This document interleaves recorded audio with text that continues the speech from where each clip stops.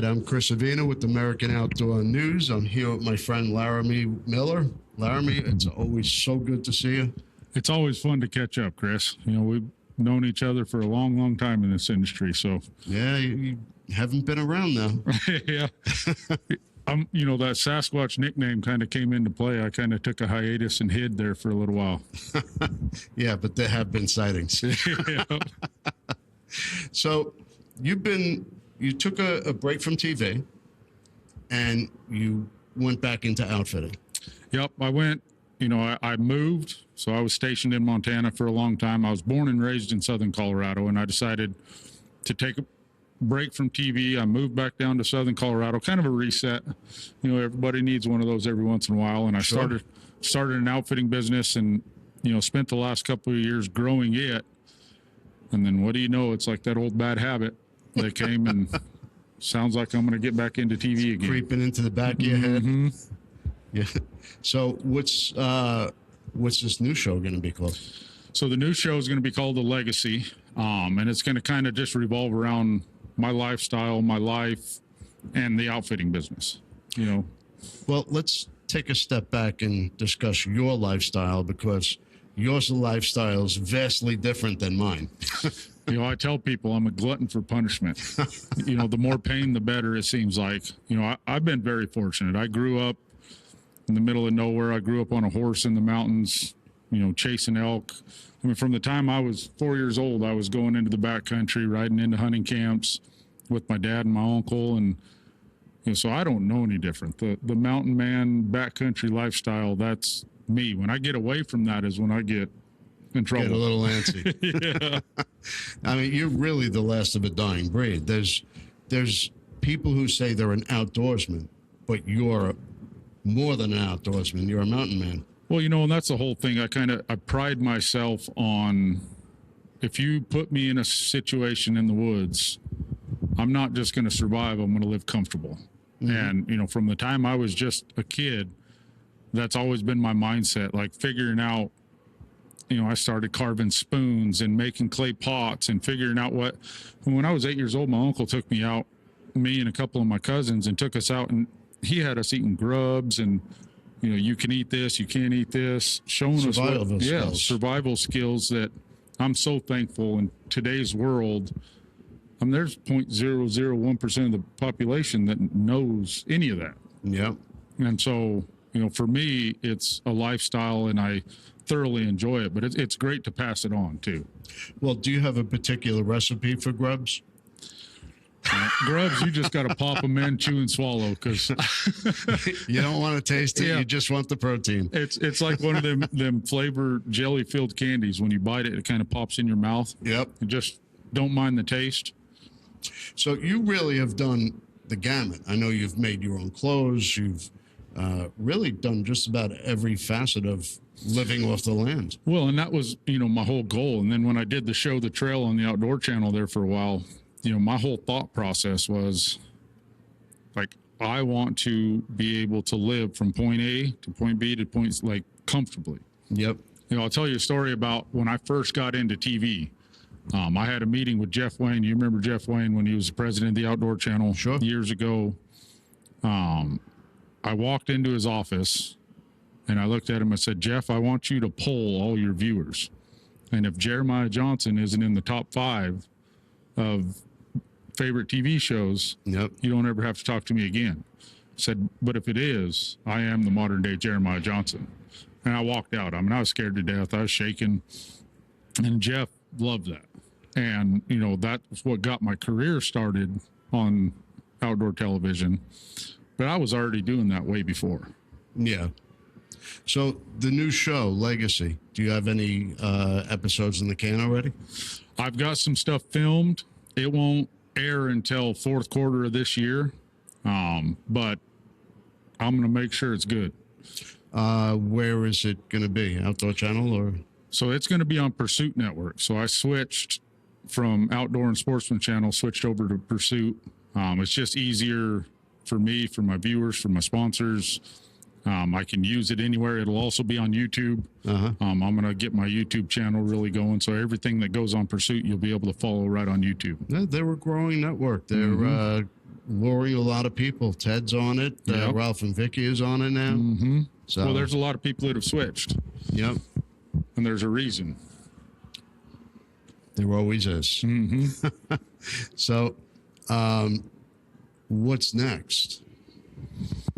You know, I'm excited. I started a booking agency, and I've always been more of that North American stuff, but I'm going to start doing a little more world traveling and, you know, planning on going to Africa this August I want to go chase leopards with dogs, you know, do some South America stuff, some Australia stuff.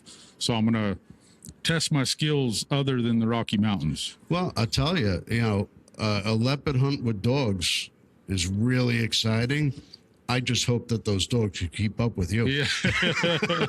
You know, I love my dogs, and I've actually sold a couple of hounds over to Africa to go leopard hunting. And so I'm really excited about the opportunity. Is this your first leopard hunt? Yep.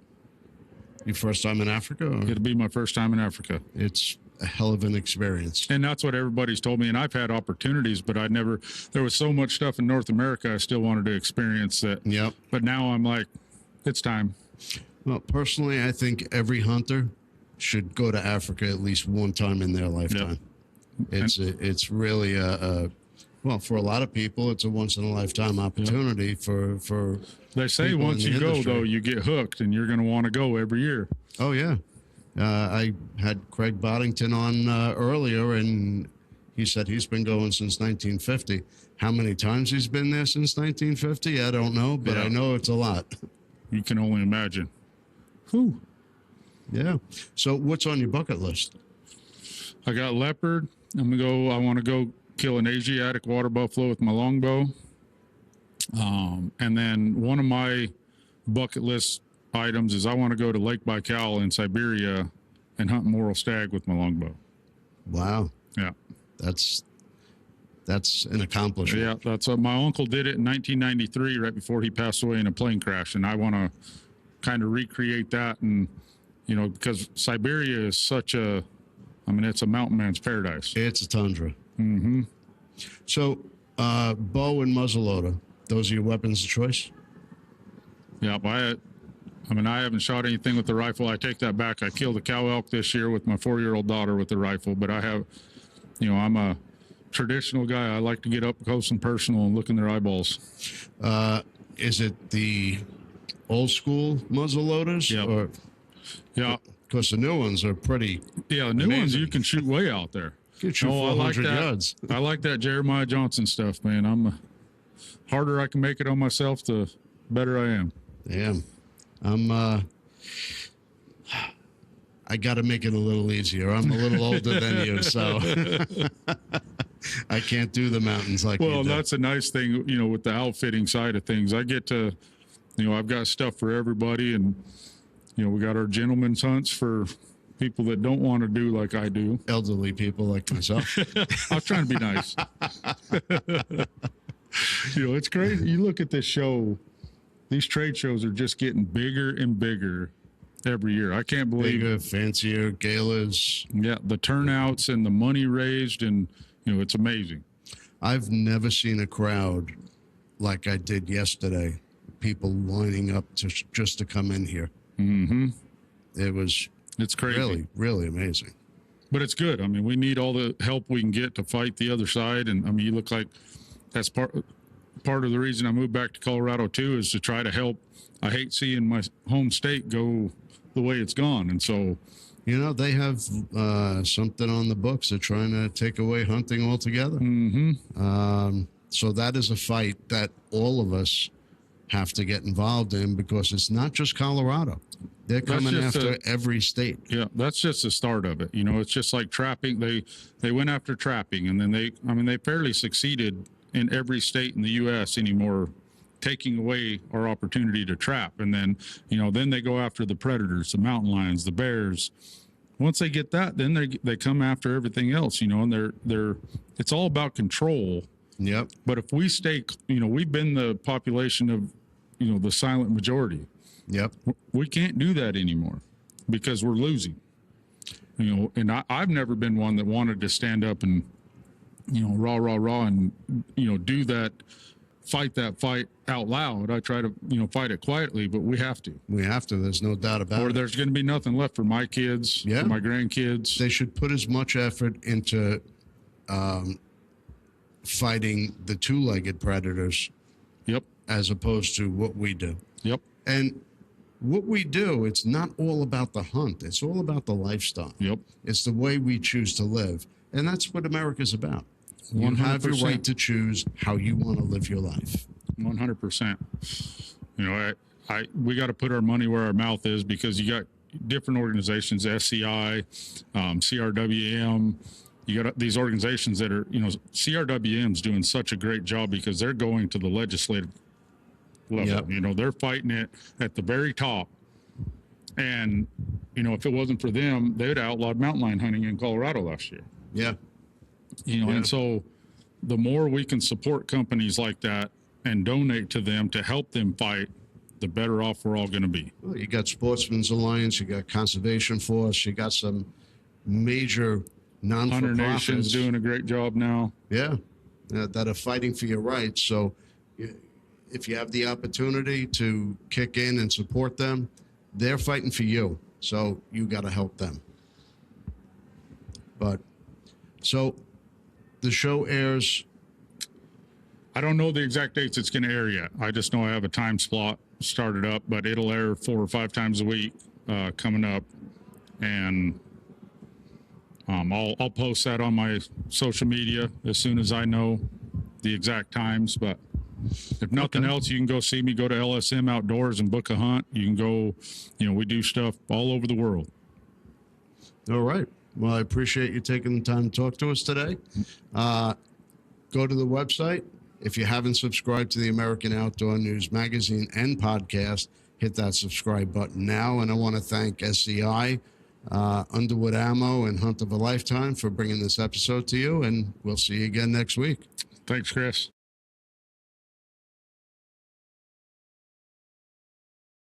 We love our children. We protect them. We guide them.